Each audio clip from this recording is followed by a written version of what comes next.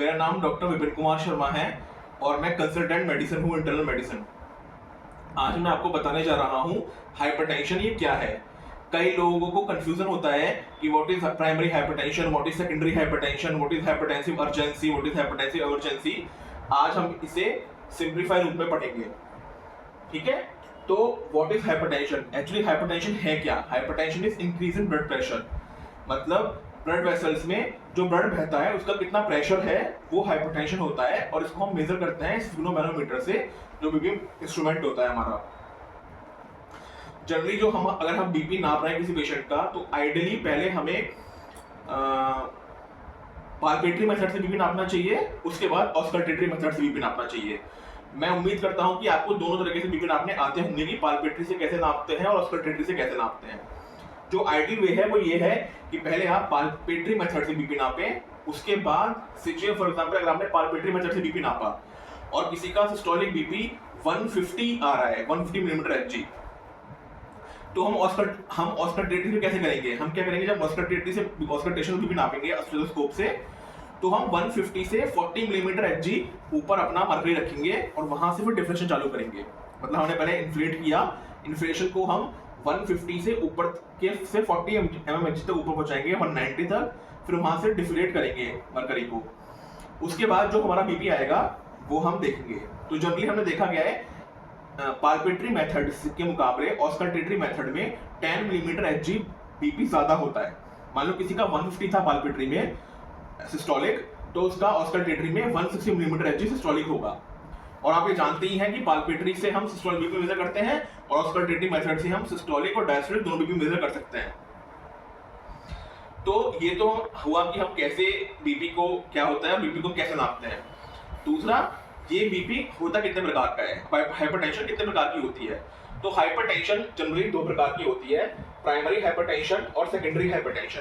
Primary hypertension देखना बच्चों, जितना भी जहां भी प्राइमरी वर्ड है मेडिसिन में, उसका मतलब है कि we do not know the cause, it's idiopathic. तो सिमिलरली प्राइमरी हाइपरटेंशन, जिसका दूसरा नाम है एसेंशियल हाइपरटेंशन। एसेंशियल हाइपरटेंशन, इसका मतलब है कि हमें कारण नहीं पता कि बीपी क्यों बढ़ा। जनरली जो इसको कहा जाता है, उसे कहा जाता है कि भाई हमारी बचपन से ही सिंपैथेटिक टोन ज्यादा है तो बढ़ गया है, या बचपन से जो हमारी ब्लड वेसल्स हैं वो कंस्ट्रिक्शन में मिडिएटेड कंस्ट्रिक्शन उनमें होता है तो टोन बढ़ जाती है, तो इसलिए हाइपरटेंशन हो जाता है। लेकिन जनरली हमें कुछ ज्यादा पता नहीं है। दूसरा होता है सेकेंडरी। मेडिसिन में जहां भी सेकेंडरी आया तो सेकेंडरी का मतलब है देयर आर सम कॉजेस, कि इसके से कुछ कॉज एसोसिएटेड है। जैसे सेकेंडरी हाइपरटेंशन मतलब there are some causes which have led to hypertension. दूसरा सेकेंडरी हाइपरटेंशन कहते हैं कि there are causes which have led to hypertension. तो जो हाइपरटेंशन किसी कारण से हो रही है उसे कहते हैं सेकेंडरी हाइपरटेंशन, और जो हाइपरटेंशन जो कुछ कारण नहीं है उसे कहते हैं प्राइमरी या एसेंशियल हाइपरटेंशन, ठीक है। तो एक्चुअली में 2017 में एसीसी ने, American cardiology college of cardiology ने और अमेरिकन हार्ट एसोसिएशन ने एक गाइडलाइन निकाली थी हाइपरटेंशन की। तो हम वो उसको पढ़ेंगे क्योंकि अब तक की लेटेस्ट गाइडलाइन हाइपरटेंशन की वही है कि वो गाइडलाइन एक्चुअली है क्या। तो हम आपको बताते हैं उन्होंने क्या बताया था। उनके अनुसार हाइपरटेंशन क्या थी। उन्होंने कहा था कि एक तो होता है नॉर्मल बीपी, एक होता है एलिवेटेड बीपी, एक होता है स्टेज 1 हाइपरटेंशन, एक होता है स्टेज 2 हाइपरटेंशन। ये है एलिवेटेड बीपी। तो उन्होंने बताया था कि नॉर्मल बीपी, सिस्टोलिक और डायस्टोलिक कितना है, कि हम नॉर्मल बीपी को कितना सिस्टोलिक कितना डायस्टोलिक कहेंगे। तो नॉर्मल बीपी सिस्टोलिक है लेस देन 120 और डायस्टोलिक है लेस देन 80। ये नॉर्मल बीपी है। तो किसी बंदे का नॉर्मल बीपी कितना है, 120 और 80 से कम। एलिवेटेड बीपी कितना है, सिस्टोलिक बीपी 120 to 129 और डायस्टोलिक लेस देन 80, ठीक है। ये एलिवेटेड बीपी है। स्टेज 1 हाइपरटेंशन कितना है, स्टेज 1 हाइपरटेंशन है बीपी 130 से 139 और डायस्टोलिक बीपी 80 से 89, ये मिलीमीटर एचजी है, 120 मिलीमीटर एचजी। और स्टेज 2 हाइपरटेंशन कितना है, वो है ग्रेटर देन इक्वल टू 140 और ग्रेटर देन इक्वल टू 90। तो जो पहले जॉइंट नेशन कमीशन 8 में हमने गाइडलाइन पढ़ी थी कि 140-90 स्टेज 1 होता है, वो 140-90 स्टेज 2 में आ गया है। मतलब स्टेज 2 हाइपरटेंशन किसे कहेंगे, जब ग्रेटर देन 140-90 बीपी होगा। ठीक है, तो हमारा नॉर्मल बीपी कितना है, less than 120 less than 80, elevated BP है 120 टू 129 और diastolic less than 80। Stage 1 hypertension 130 से 139, डायस्टोलिक 80 टू 89 और स्टेज 2 हाइपरटेंशन 140 से ऊपर और डायस्टोलिक 190 से ऊपर। मैं आपको एक चीज बता दूं, इसमें ये नहीं है कि 140-90 से ऊपर हो, इनमें से कुछ भी हो, 140-90 और मतलब अगर किसी का बीपी 138/95 है तो वो स्टेज 2 हाइपरटेंशन है। 138 तो आ रहा है स्टेज 1 में और 95 आ रहा है स्टेज 2 में, तो हमें इन दोनों में से किसी एक को देखना है। अगर 138/95 है तो वो 95 को माना जाएगा कि वो स्टेज 2 में आ गया है, तो वो स्टेज 2 माना जाएगा। इट इज नॉट कि मैं ये कहूंगा कि 138/90 है तो स्टेज 1 होगा, ये एंड नहीं है बच्चों, ये और है, इनमें से कोई एक। अगर 130-90 है तो स्टेज 2 हो गया, 140-85 है तो स्टेज 2 हो गया। स्टेज 1 कब होगा, जब इनमें से कोई सा एक वैल्यू होगी। ठीक है, तो वो स्टेज 1 स्टेज 2 ऐसा है इसमें। और ये लेटेस्ट ACC AHA की गाइडलाइंस है 2017। ठीक है, अब मैं आपको बताता हूं कि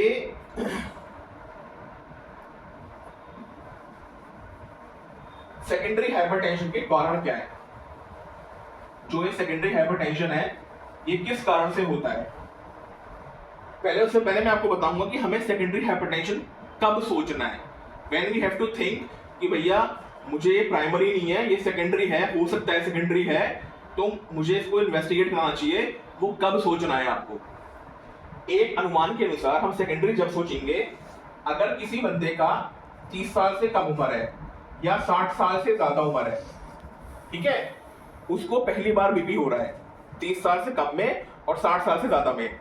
लेकिन ये 100% नियम नहीं है। हमने केस देखे हैं सेकेंडरी हाइपरटेंशन के जो 40 साल और 50 साल में भी आए हैं, उनको सेकेंडरी हाइपरटेंशन हुआ है। लेकिन ये मोटा तौर पे है कि जनरली भाई 30 साल से कम या 60 साल से ज्यादा अगर पहली बार हाइपरटेंशन हुई है तो हम उसको सेकेंडरी सोचेंगे। दूसरा क्या है कि वो रेजिस्टेंट हाइपरटेंशन हो, और तीसरा क्या है, वो बहुत high, very very very high BP हो।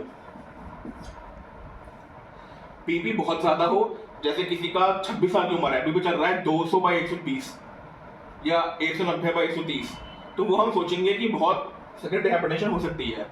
और what do mean by resistant hypertension, तो बच्चों रेजिस्टेंट हाइपरटेंशन का मतलब होता है बीपी बढ़ जाना, हाइपरटेंशन हो जाना। और अब हम पहले रेजिस्टेंट हाइपरटेंशन को पढ़ लेते हैं कि what is resistant hypertension. Resistant hypertension जब कहेंगे जब किसी बंदे का बीपी मोर देन 140/90 है, मोर देन 140/90, और वो 3 ड्रग्स पर है, कम से कम 3 ड्रग्स पर है, जिसमें से एक ड्रग डाययूरेटिक है। 140/90 से ज्यादा बीपी है किसी का और वो 3 ड्रग खा रहा है उसे कंट्रोल होने के लिए, अलग अलग ग्रुप्स के। कोई कैल्शियम चैनल ब्लॉकर खा रहा है, कोई ACE इनहिबिटर या ARB खा रहा है, कोई डाययूरेटिक खा रहा है, तो उनमें से एक ग्रुप डाययूरेटिक होना चाहिए। अगर 3 ग्रुप से खा रहा है और एक ग्रुप डाययूरेटिक भी ले रहा है, उसके बाद भी बीपी 190 से ज्यादा है, तो वो रेजिस्टेंट हाइपरटेंशन है।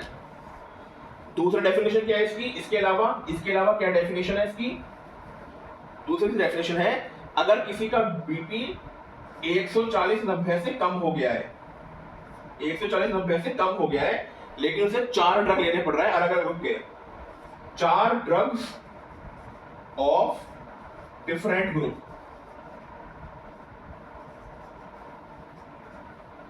डिफरेंट ग्रुप के 4 ड्रग लेने पड़ रहे हैं, तो वो रेजिस्टेंट हाइपरटेंशन है।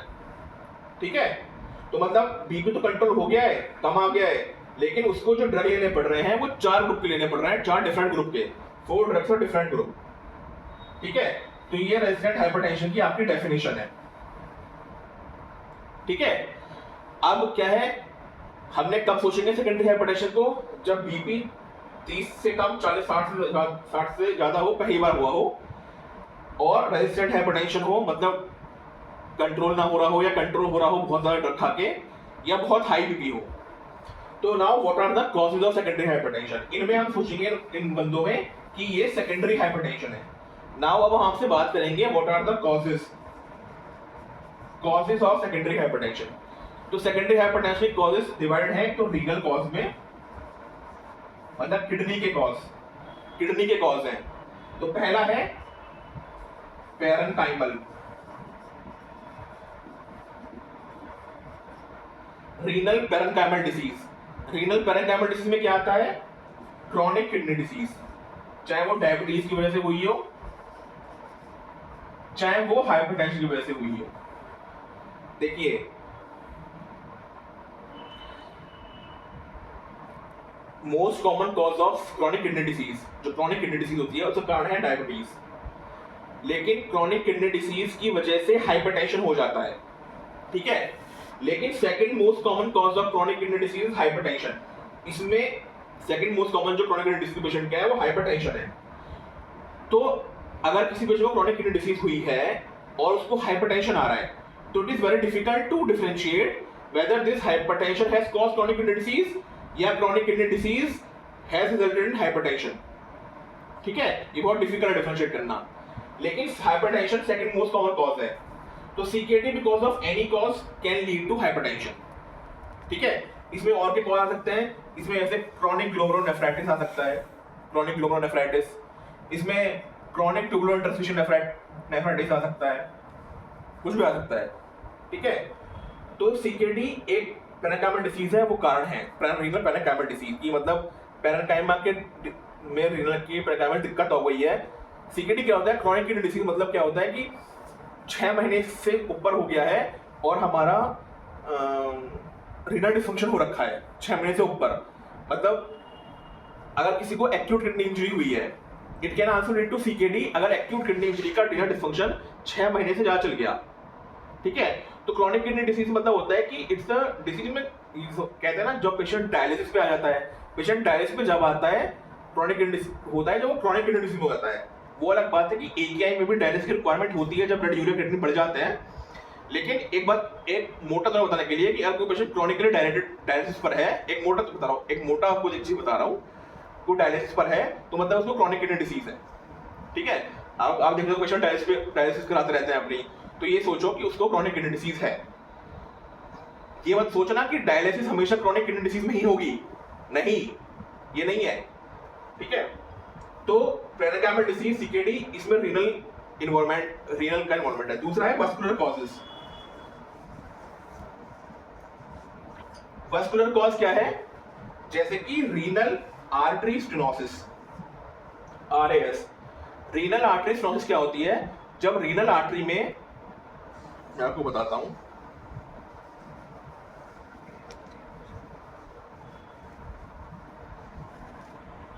आप जानते हो रीनल आर्टरी आउटा की ब्रांच है, तो ये आउटा है, ये रीनल आर्टरी देती है और ये किडनी को सप्लाई करती है। रीनल आर्टरी स्टेनोसिस क्या है, जब इस रीनल आर्टरी में कहीं पे एथेरोस्क्लेरोसिस हो जाए, एथेरोस्क्लेरोटिक प्लाक बन जाए, एथेरोस्क्लेरोटिक प्लाक, तो रीनल आर्टरी में एथेरोस्क्लेरोटिक प्लाक बन गया, उसने रीनल आर्टरी को स्टेनोस कर दिया, कम कर दिया, उसकी वॉल्यूम कम कर दिया, स्टेनोसिस हो गया। तो how can this result in increase in BP. देखिए, आउटा से ब्लड रीनल आर्टरी में जाएगा, रीनल आर्टरी से किडनी में जाएगा, अब ये ल्यूमेन ब्लॉक हो गया बिकॉज ऑफ एथेरोस्क्लेरोटिक प्लाक। ठीक है, तो जब ये ब्लड इससे यूं जाएगा, अब ये ल्यूमेन कम है, तो इसका मतलब किडनी में ब्लड ज्यादा कम जाएगा। जब किडनी में ब्लड कम जाएगा तो एफरेंट आर्टरी में ब्लड कम होगा, एफरेंट आर्टरी में ब्लड कम होगा, ग्लोमेरुलर कैपिलरीज में ब्लड कम आएगा, यानी कि फिल्ट्रेशन, जीएफआर जो होगा वो कम होगा। जब जीएफआर कम होगा तो क्या होता है, generally whenever there is decrease in GFR, जो जक्स्टा ग्लोमेरुलर सेल्स होते हैं, जैसा कॉर्टिकल सेल्स, वो क्या करते हैं, उनसे रेनिन सिक्रेट होता है। तो रेनिन जब सिक्रेट होगा, तो रेनिन जब सिक्रेट हो जाता है तो कौन सा सिस्टम चालू कर देता है, वो रास एक्टिवेट कर देता है। रास मतलब रेनिन एंजियोटेंसिन एल्डोस्टेरोन सिस्टम। जब रास एक्टिवेट होता है, रेनिन एक्टिवेट हुआ, रेनिन से एंजियोटेंसिनोजन एंजियोटेंसिन में कन्वर्ट हुआ, एंजियोटेंसिन 1 एंजियोटेंसिन 2 में कन्वर्ट हुआ, और उस एंजियोटेंसिन 2 जब आया तो एंजियोटेंसिन 2 रिजल्ट्स इन वैसोकंस्ट्रिक्शन। तो this vasoconstriction can also lead to increase in BP, and also angiotensin 2 results in increase secretion of aldosterone. तो जब एल्डोस्टेरोन बढ़ जाएगा तो it can lead to, what does aldosterone do, aldosterone stimulate ENaC channels, epithelial sodium channels को aldosterone stimulate करता है। जब epithelial sodium channels को एल्डोस्टेरोन स्टिमुलेट करेगा तो क्या करेंगे, सोडियम एब्जॉर्ब होगा, सोडियम के साथ वाटर एब्जॉर्ब होगा, और ब्लड वॉल्यूम बढ़ेगा, जिससे ब्लड बीपी बढ़ जाएगा। तो रास की वजह से बीपी बढ़ता है, रास एक्टिवेशन की वजह से बीपी बढ़ता है, because of increase in angiotensin 2 level and because of increase in aldosterone level. Also it also results in increase in ADH level. What does ADH do? ADH, antidiuretic hormone. Antidiuretic hormone results in, from collecting duct, it results in absorption of water, dilute water. तो जब water absorb होगा तो blood volume बढ़ेगा, तो BP बढ़ेगा। ठीक है, तो ये कारण था रास में जो रीनल आर्टरी स्टेनोसिस है, उसमें रास renal angiotensin aldosterone system increase करता है बीपी, क्योंकि इसमें ब्लड कम हो जाता है, ब्लड कम जाता है, रीनल ब्लड किडनी ब्लड कम जाता है, जिसकी वजह से रेनिन एक्टिवेट होता है, जिसकी वजह से रास एक्टिवेट होता है, जिसकी वजह से बीपी बढ़ता है। ठीक है, तो एक तो है रीनल आर्टरी स्टेनोसिस, दूसरा कॉज है, दूसरा कारण है रीनल आर्टरी एम्बोलिज्म। अब रीनल आर्टरी एम्बोलिज्म क्या होता है? देखिए, जहां भी एम्बोलिज्म यूज है ना, वहां एम्बोलिज्म का मतलब है कि कहीं और से, किसी और ओरिजिन से, किसी कहीं और क्लॉट, कहीं और का क्लॉट, जैसे फॉर एग्जांपल दिल में कोई क्लॉट बन रहा है, या कोई आउटर में यहाँ पे कोई एथेरोस्क्लेरोटिक प्लाक है। तो मान लो एम्बोलिज्म मतलब क्या होता है, मान लो आउटर में कोई एथेरोस्क्लेरोटिक प्लाक है, वो रप्चर हुआ, रप्चर हो गया, ये यहाँ से रप्चर होके थ्रोम्बस गया, क्लॉट गया, और क्लॉट ने यहाँ पे ब्लॉक कर दिया। तो एम्बोलिज्म का मतलब है कहीं और से क्लॉट आता है और वो रीनल आर्टरी को ब्लॉक कर देता है, उसे कहते हैं एम्बोलिज्म। ये आप जब आपको स्ट्रोक पढ़ाऊंगा तो आपको बताऊंगा कि जो इस्केमिक स्ट्रोक होता है वो दो प्रकार का होता है, one is thrombosis, thrombotic stroke, और दूसरा is embolic stroke. Thrombotic stroke में क्या होता है, इन सीटू मतलब वेसल के अंदर ही ये एथेरोस्क्लेरोटिक प्लाक बना और ये रप्चर हुआ प्लाक, और यहाँ पे पूरी वेसल थ्रोम्बस बनके वेसल ब्लॉक हो गई। ठीक है, एम्बोलिज्म मतलब क्या है कि भैया ये प्लाक बना, यहाँ से रप्चर हुआ, रप्चर होके गया क्लॉट और यहाँ ब्लॉक कर दिया। ठीक है, उसे एम्बोलिज्म कहते हैं। तो इसका सबसे बड़ा कारण क्या है, एक तो होता है आर्टरी आर्टरी एम्बोलिज्म, एक होता है कार्डियो एम्बोलिज्म। तो आर्टरी आर्टरी मतलब आउटा में ही एथेरोस्क्लेरोटिक है, वहां से रप्चर हुआ क्लॉट और आर्टरी को ब्लॉक कर दिया, ये तो हो गया आर्टरी आर्टरी। और कार्डियो एम्बोलिज्म मतलब कि हार्ट में either because of left ventricular infarction, either because of atrial fibrillation, कोई क्लॉट बन गया है और वो क्लॉट टूट के सिस्टमिक वेसल्स में आया, सिस्टमिक वेसल से रीनल में चला गया, रीनल आर्टरी में जाके तो उसे ब्लॉक कर दिया, उसे कहते हैं रीनल आर्टरी एम्बोलिज्म। तो this is one of the cause of vascular cause of renal का vascular cause, renal artery stenosis because of atherosclerosis and renal artery embolism because of embolism.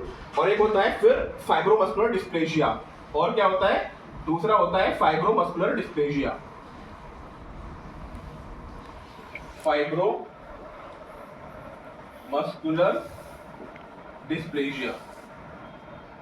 Fibromuscular dysplasia क्या होता है? Fibromuscular dysplasia एक ऐसी condition है जहां पे जो आप जानते हैं आर्टरी की 3 लेयर होती है, इंटीमा, मीडिया, एडवेंटिशिया। तो फाइब्रोमस्कुलर डिस्प्लेसिया में मीडियल फाइब्रोप्लेशिया, इंटीमल फाइब्रोप्लेशिया और मीडियल डिस्प्लेशिया हो जाता है। मतलब वेसल वॉल में उसके वॉल में दिक्कत हो जाती है। जब वॉल में दिक्कत हो जाती है तो वो इसको ब्लॉक कर देता है, रेगुलर आर्टरी को। जब ब्लॉक हो जाती है तो उसमें यहाँ पे ब्लॉकेज आ जाता है। उसमें क्या होता है? स्ट्रिंग ऑफ बीड अपीयरेंस, मतलब जो आर्टरी होगी वो ऐसी बनेगी, ऐसी होगी, स्ट्रिंग ऑफ बीड्स बनेंगी। तो वो आर्टरी में ही, आर्टरी की वॉल में दिक्कत है, जिसकी वजह से भी ब्लॉकेज हो जाता है। और उसका एक कारण जनरली ये होता है यंग वुमन में, young woman in the white में, यंग वुमन में ज्यादा कॉमन है। वैसे किसी भी एज में हो सकता है, लेकिन यंग वुमन में ज्यादा कॉमन है। और ये what is the difference between the रास एंड फाइब्रोमस्कुलर डिस्प्लेसिया? रास जो है वो प्रॉक्सिमल रीनल आर्टरी को इन्वॉल्व करता है, मतलब प्रॉक्सिमली यहाँ पे एथेरोस्क्लेरोटिक बनेगा। और फाइब्रोमस्कुलर डिस्प्लेसिया डिस्टल वेसल को इन्वॉल्व करता है, डिस्टली यहाँ पे ब्लॉकेज होगा। तो फाइब्रोमस्कुलर डिस्प्लेसिया का भी वही कारण है कि वो रास एक्टिवेट करेगी और बीपी बढ़ा देगी। ठीक है, तो ये हमारे कॉज हो गए। दूसरा एड्रिनल कॉज हो गए। दूसरा हमारा सेकेंडरी हाइपरटेंशन क्या है? वो है एंडोक्राइन कॉज। एंडोक्राइन कॉज में क्या आता है? एक आता है हमारा Conn syndrome, Conn disease. Conn disease क्या है? It is hyperaldosteronism. समझ गए आप? हाइपर एल्डोस्ट्रोनिज्म मतलब एल्डोस्ट्रोन का सिक्रीशन ज्यादा हो जाना। जब एल्डोस्ट्रोन का सिक्रीशन ज्यादा होगा तो एल्डोस्ट्रोन बॉडी में ज्यादा आएगा, वही वो कलेक्टिंग डक्ट्स के इनएक्ट चैनल्स जो मैंने बताया था, एपिथेलियल सोडियम चैनल्स में एक्ट करेगा, वहां पे सोडियम को एब्जॉर्ब कराएगा, वाटर को एब्जॉर्ब कराएगा, ब्लड वॉल्यूम बढ़ाएगा और जिसकी वजह से बीपी बढ़ जाएगा। तो एल्डोस्ट्रोन का ये काम है। अच्छा, मैं आपको एक चीज बता दूं, जब इनएक्ट चैनल से एल्डोस्ट्रोन सोडियम और वाटर एब्जॉर्ब करता है, it also leads to secretion of potassium and H+। तो पोटेशियम और H+ को बाहर निकालता है यूरिन में, तो उससे हाइपोकैलेमिया और एल्कलॉसिस। कौन सा एल्कलॉसिस? मेटाबॉलिक। ये भी कॉमन है। मतलब अगर किसी पेशेंट का बीपी बहुत हाई है और उसको हाइपोकैलेमिया हो रहा है या उसको मेटाबॉलिक एल्कलॉसिस मिल रहा है, तो इसका मतलब हम सोचेंगे कौन सी डिसीज है, हाइपरएल्डोस्टेरोनिज्म है, एक सोचेंगे ये बात। लेकिन उसके लिए ये दोनों होना मतलब होने चाहिए, तब हम ये सोच सकते हैं। ठीक है, और सोडियम तो बढ़ेगा ही, क्योंकि वो सोडियम एब्जॉर्ब हो रहा है, वाटर एब्जॉर्ब हो रहा है, तो बीपी बढ़ेगा। ठीक है, दूसरा एंडोक्राइन का क्या कॉज है? दूसरा एंडोक्राइन का कॉज है ये कुशिंग डिसीज या कुशिंग सिंड्रोम। कुशिंग सिंड्रोम में क्या है? इसमें कॉर्टिसोल लेवल बढ़ता है। कॉर्टिसोल लेवल बढ़ता है। कॉर्टिसोल क्या करता है? कॉर्टिसोल इज ए ग्लूकोकॉर्टिकॉइड और aldosterone is mineralocorticoid. But as a glucocorticoid, cortisol में मिनरलोकॉर्टिकॉइड एक्टिविटी भी होती है। Some mineralocorticoid activity is also there. जब मिनरलोकॉर्टिकॉइड एक्टिविटी होती है और एल्डोस्टेरोन क्या है? मिनरलोकॉर्टिकॉइड है, तो ये एल्डोस्टेरोन की तरह भी काम करेगा। तो एल्डोस्टेरोन की तरह काम करेगा, ये वही इनएक्ट सोडियम पे ऐड करेगा, सोडियम को एब्जॉर्ब कराएगा, सोडियम के साथ ब्लड एब्जॉर्ब, वाटर एब्जॉर्ब होगा, बीपी बढ़ेगा और हाइपोकैलेमिया होगा, मेटाबॉलिक एल्कलॉसिस होगा। तो because of mineralocorticoid activity, cortisol results in increase in BP in Cushing disease, Cushing syndrome. दूसरा क्या है? दूसरा है फियोक्रोमोसाइटोमा।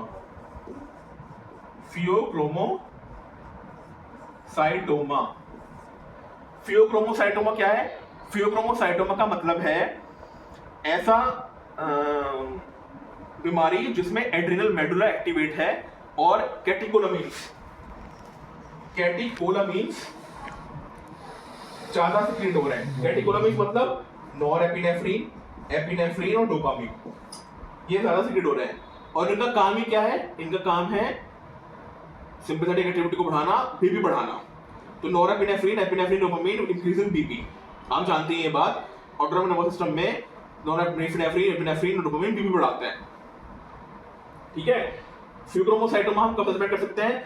फिब्रोमोसाइटोमा हमें सस्पेक्ट करनी है जब पेशेंट को बहुत ज्यादा पसीने आ रहे हो, जब पेशेंट को घबराहट हो रही हो, क्योंकि फिब्रोमोसाइटोमा में फोबिया अटैक्स बहुत कॉमन है। मतलब कि आपको घबराहट होगी, आपको ऐसा लगेगा कि बेचैनी हो रही है, चिंता हो रही है, घबराहट हो रही है, रहा नहीं जा रहा, ऐसा कोई आया तो आप उसको, और उसका बीपी बहुत हाई है 190 120, तो आपको फिब्रोमोसाइटोमा सोचना चाहिए। फिर आप उसे हिस्ट्री लोगे, वो बताएगा कि हाँ जी मुझे पसीने बहुत आते हैं, और दूसरा क्या है, हेडेक, हाँ जी मुझे हेडेक होता है, हाँ जी मुझे सिर में दर्द होता है, मुझे पसीने बहुत आते हैं, ये दिक्कत बताएगा अपनी। तो आप सोच सकते हो इसमें एपिसोडिक हेडेक होगा। एपिसोडिक हेडेक मतलब इंटरमिटेंट हेडेक होगा, पर्सपिरेशन होगा, स्वेटिंग होगी, और फोबिया अटैक्स ज्यादा कॉमन है। इसमें भी बढ़ता है because of increase in catecholamines increase हो जाता है, तो इसकी वजह से भी बढ़ जाता है। तो ये 3 कारण मैंने आपको बताए। चौथा कारण आप जानते हैं सब, वो है हाइपर और हाइपो थायरॉयडिज्म। हाइपर और हाइपोथायरॉयडिज्म। हाइपरथायरॉयडिज्म में सिस्टोलिक बीपी बढ़ता है, हाइपोथायरॉयडिज्म में डायस्टोलिक बीपी बढ़ता है। ठीक है। हाइपरथायरॉयडिज्म में सिस्टोलिक बीपी बढ़ता है, हाइपोथायरॉयडिज्म में डायस्टोलिक बीपी बढ़ता है। ठीक है। तो ये 2 कुछ कारण हैं।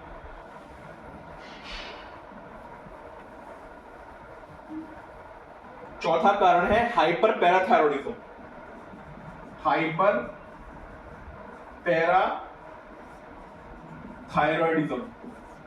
पैराथायरॉयडिज्म में जब पैराथायरॉयड हार्मोन की एक्टिविटी बढ़ जाती है तो कैल्शियम लेवल बढ़ जाता है। तो this calcium level results in increase in muscular tone. तो जब मस्कुलर टोन बढ़ जाती है तो बीपी बढ़ जाता है। तो ये 5 कारण हुए हमारे एंडोक्राइन के, pheochromocytoma, Cushing disease, Cushing syndrome, Conn's disease, hyper hypothyroidism, छठा हाइपर पैराथायरॉयडिज्म। ठीक है। ये एंडोक्राइन के कारण हुए सेकेंडरी हाइपरटेंशन के। दूसरा हम आपको बताते हैं, तीसरा रीनल हो गया, एंडोक्राइन हो गया। Now some miscellaneous causes. Miscellaneous cause क्या है? एक है OSA, obstructive sleep apnoea. Obstructive sleep apnoea मतलब कि हम जब सांस ले रहे हैं तो सांस नहीं ले पा रहे हैं, सोते हुए जब हम सो रहे हैं और सोते सोते सांस ले रहे हैं तो हम सांस नहीं ले पा रहे हैं, एकदम हमारी आंख खुल रही है, एकदम हमें एपनिया एपिसोड हो रहा है, हमें सांस नहीं आ रही है, जिसकी वजह से हमारा ये दिक्कत होती है। मतलब क्या, OSA में क्या होता है कि हम बिकॉज ऑफ ओबेसिटी जब हम सांस लेते हैं तो हमारी सांस पूरी हम ले नहीं पाते, ऑब्स्ट्रक्शन होता है at the level of uvula and hard soft palate और पीछे की तरफ। तो वो जो ऑब्स्ट्रक्शन होता है तो सांस नहीं जा पाती, तो एकदम हमारी आंख खुलती है, क्योंकि हम सांस नहीं जा पाते तो ब्रेन में ऑक्सीजन कम जाती है, तो हमारी एकदम आंख खुलती है, हम उठते हैं, ये क्या हुआ, इसे कहते हैं एपनिया एपिसोड्स। इसमें एक और होता है हाइपोपनिया, मतलब कि हाइपोपनिया मतलब होता है कि एपनिया होता है कंप्लीट एब्सेंस ऑफ ब्रीथिंग, हाइपोपनिया मतलब डिक्रीज ब्रीथिंग।